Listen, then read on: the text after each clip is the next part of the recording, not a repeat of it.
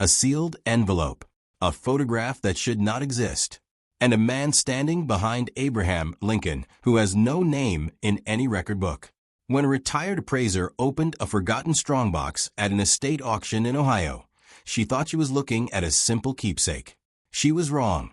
What she found inside would force 2 universities, a forensic lab, and a team of archivists to ask a question none of them could answer. How does a photograph from 1863 contain details that shouldn't be possible for another 80 years? Stay with us, because by the end of this video, you'll understand why the family that owned this photograph spent 4 generations trying to forget it ever existed. This story begins with Diane Holcomb, a retired antiques appraiser from a small town outside Columbus, Ohio, who had spent 30 years cataloging estate sales for families settling old inheritances. She wasn't looking for anything unusual the day she visited the Whitfield property, a modest farmhouse that had belonged to the same family since before the Civil War. Most of what she found was ordinary: cracked china, a rusted plow blade, stacks of receipts nobody would ever read again. But tucked behind a false panel in an oak writing desk, wrapped in a strip of wax canvas, was a small metal strongbox with a broken hinge and a lock that had rusted shut decades earlier. Diane pried it open carefully, the way she'd been trained to handle anything that might be fragile. Inside was a stack of letters tied with string, a pocket watch with no hands, and at the very bottom, a photograph in a stiff paper sleeve. The moment she slid it out, she knew something was wrong. It wasn't a pose, a group of Union officers standing in a semicircle, a tall man in a stovepipe hat near the center. That was familiar enough for any Civil War-era portrait. It was the color, not the faded brown tint of an old tintype left in the sun, but real, saturated color. Navy blue wool, the dull gold of buttons, the pink undertone in a man's cheeks. Photographs from that era simply weren't supposed to look like this. True color photography wasn't developed until decades later. And even then, it took hours of exposure under laboratory conditions no battlefield photographer could have replicated. Diane didn't try to explain it herself. She photographed the piece, contacted a colleague at Ohio State's History Department, and within a week the image was sitting on the desk of Dr. Raymond Castillo, a specialist in 19th century photographic processes who had spent his career studying exactly the kind of chemistry that made this photograph impossible. He examined the paper stock first, running his thumb gently along the edge, checking the thickness against known albumin prints from the period. It matched. The backing, the emulsion texture, even the slight curl at the corners. Every physical marker pointed to an authentic 1860s print. And yet the color remained.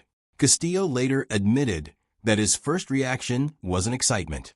It was suspicion. In his experience, anything that looked too perfect usually was. He sent the photograph to a conservation lab with access to non-invasive spectral imaging, the kind of equipment used to detect forgeries in fine art without damaging the original piece. The results came back within days, and they only deepened the mystery. The pigment wasn't sitting on top of the image the way a hand-tinted photograph would.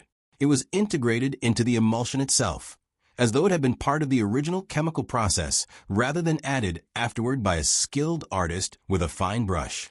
The lab technician who ran the scan described it as looking less like a colorized photo and more like the print had been born in color. Her words, not something painted after the fact. Whatever process created this image used pigment compounds, plant-based dyes, iron compounds, and a binding agent nobody could immediately identify, combined in a way that shouldn't have been chemically stable enough to survive over a century, let alone in the coloring already visible in 1863. While the science team worked on the chemistry, Diane turned her attention to something the historians had been too distracted to notice. In the photograph, standing just behind Lincoln's left shoulder, was a man in a plain wool coat with no insignia, no visible rank, and an expression that seemed strangely alert compared to the relaxed postures of the officers around him. He wasn't looking at the camera. He was looking slightly off to the side, as if watching something or someone just out of frame. Diane cross-referenced every photograph of Lincoln's known staff and escort from that period. None of them matched. He wasn't a documented aide. He wasn't listed among Lincoln's bodyguards. He simply wasn't supposed to be there. It was one of the letters in the strongbox that gave the man a name. written in a careful looping hand and dated nearly 2 decades after the war's end. The letter was addressed to a young relative and signed only with the initials EW. It described a man the family referred to only as Uncle Thomas, a distant relative who had served during the war and returned home changed, guarded, unwilling to discuss where he had been or what he had done.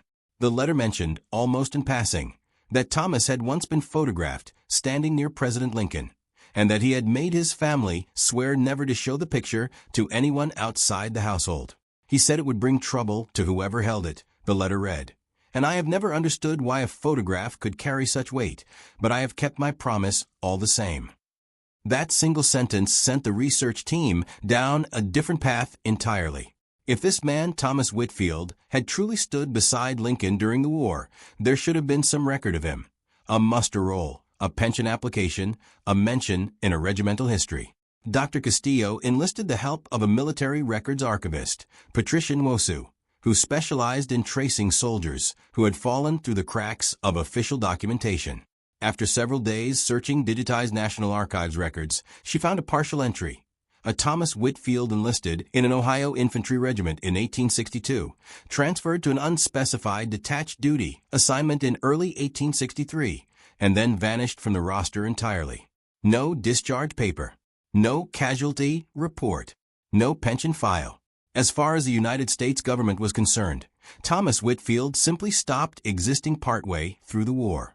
Patricia explained that detached duty assignments were sometimes used as a catch-all label for soldiers pulled away from their units for reasons that were never formally recorded, couriers, scouts, or men temporarily assigned to protective details around high-ranking officials.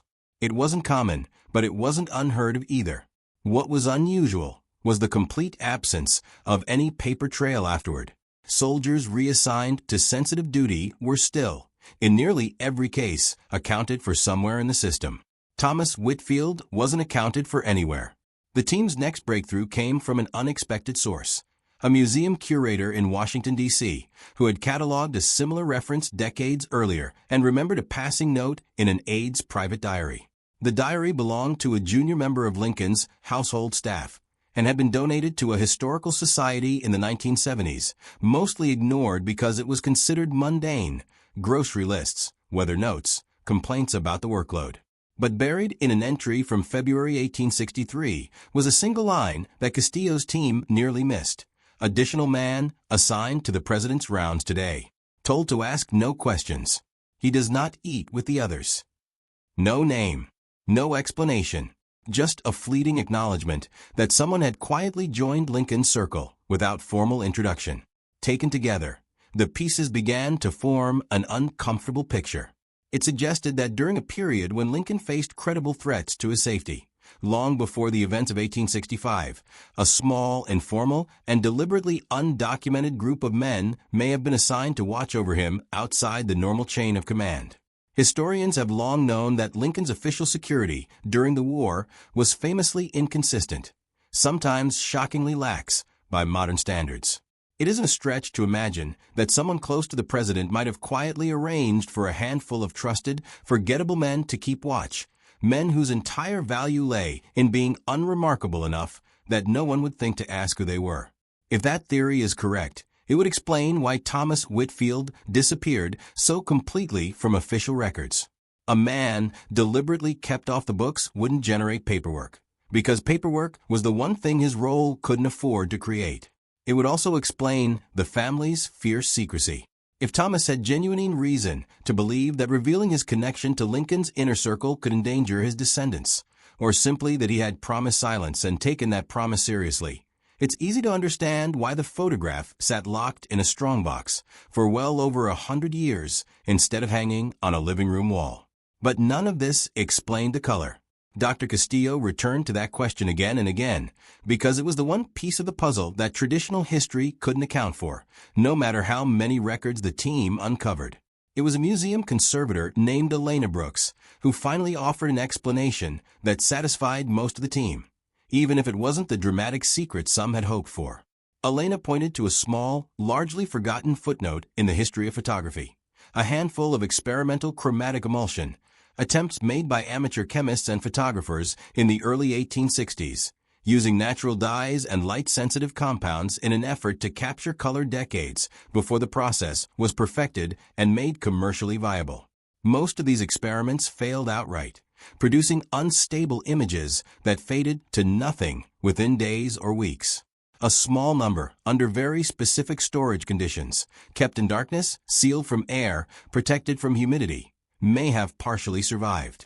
If Thomas Whitfield's photograph had been created by one of these obscure early experimenters, sealed away almost immediately, and then locked inside a dry, dark strongbox for over a century, the unusual preservation of its color becomes less like an impossible anomaly and more like an extraordinarily rare stroke of chemical luck. It isn't a supernatural answer, and it isn't a conspiracy answer either. It's simply the kind of quiet, unlikely coincidence that history occasionally produces. An experimental photographic process, a camera operator willing to try something unproven, and a family that unknowingly protected the one condition, total darkness, that allowed the image to survive intact. Dr. Castillo has been careful to stress this point publicly, noting that unexplained doesn't mean unexplainable. His team's working theory is that Thomas Whitfield sat for an early color experiment, possibly out of curiosity or simply because he happened to be present when a photographer was testing new techniques, and the resulting print survival is a matter of remarkable luck rather than anything more extraordinary. Diane Holcomb, for her part, has said publicly that she's less interested in solving every remaining mystery than in making sure Thomas Whitfield is finally acknowledged. The Whitfield family, after learning what researchers had uncovered, agreed to loan the photograph and the accompanying letters to a regional historical society for a small public exhibit rather than sell them to a private collector. The exhibit doesn't claim to have all the answers. It presents the photograph, the letter from Uncle Thomas's relative, the partial military record, and the diary entry side by side, and lets visitors draw their own conclusions. A placard beside the display reads simply, "Some men serve in silence." This is what remains of one of them. Museum staff say it has quickly become one of the most quietly popular exhibits the Society has ever hosted, not because it promises a shocking revelation, but because it invites people to sit with an unanswered question and imagine the life of a man who spent decades making sure no one ever could. There was one more detail that almost got lost in the excitement over the chemistry and the missing military records: the empty chair. In the photograph, just to the right of the officers, sits a single wooden folding chair with no one in it. At first, the research team assumed it was simply a prop left in frame by accident, the kind of forgotten object that shows up in countless old photographs. But Patricia Nwosu noticed something odd when she compared the image to other group portraits from Lincoln Circle during the same period. In several of those photographs, an identical folding chair appears near the president, always empty, always positioned slightly apart from the group. It turned out that Lincoln staff sometimes kept a chair nearby specifically for him, since he was known to tire easily during long days and preferred to remain standing for formal portraits out of a sense of decorum. The empty chair wasn't a mystery at all. It was simply evidence of a habit his aides had quietly built around his health, a small human detail that had nothing to do with secrecy and everything to do with the ordinary business of taking care of an exhausted man in the middle of a war. Castillo later said that detail mattered to him more than almost anything else in the investigation, because it was a reminder that not every strange detail in an old photograph hides a conspiracy. Sometimes it just hides a person being tired. The letters in the strongbox offered a few more fragments worth mentioning. One, dated 1891, appeared to be a reply from a Whitfield descendant to a historical society that had apparently written asking about family Civil War service, likely for a local commemorative project. The reply was polite but firm. The family had no photographs or records to share, and any inquiries about a relative's wartime service should be directed elsewhere. Patricia found this telling. It suggested that even a generation removed from Thomas himself, the family was already practiced at deflecting questions, which lines up with the idea that his instructions to stay silent were taken seriously and passed down deliberately, not just remembered as a vague old story. Another letter, undated and badly water-damaged, contained only a handful of legible words, among them a fragment that read, "Never spoke of what he watched for, only that it kept him from sleeping easily for the rest of his days." It's impossible to know exactly what that line refers to, but for a team already building a picture of a man burdened by something he couldn't discuss, it added one more small, human piece to an already haunting portrait. By the time the research team felt confident enough to present their findings publicly, they had spent the better part of a year working through archives in 3 different states, consulting conservators, chemists, and at least 2 independent Civil War historians brought in specifically to challenge the team's conclusions and look for holes in the theory. That kind of outside scrutiny mattered to Castillo. He has said in interviews since that he was far more worried about overstating what the evidence actually showed than he was about someone stealing the discovery from him. Early color photography experiments, informal wartime security arrangements, and families keeping quiet about relatives who served are all individually well-documented phenomena in Civil War history.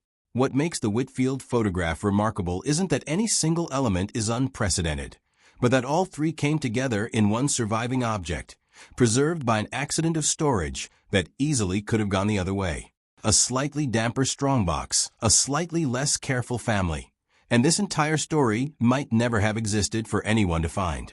What's important to understand is that everything in this story is built from real documents, physical evidence, and careful cross-referencing, but plenty of the specific interpretation is still genuinely uncertain. Historians disagree about how common informal protective arrangements around Lincoln really were. The identity and motives of the photographer who created that experimental color print may never be confirmed, and the full contents of the Whitfield family's private correspondence are still being cataloged, which means there could be more pieces of this story still waiting to surface. That uncertainty is part of what makes it compelling. History doesn't always hand us tidy conclusions, and sometimes the most honest thing researchers can do is lay out the evidence, acknowledge the gaps, and let the question stand. So here's what we're left with: a soldier who vanished from every official record the moment he stepped closer to the president, a photograph that shouldn't have survived in the condition it did, and a family that spent 4 generations guarding a secret they didn't fully understand themselves.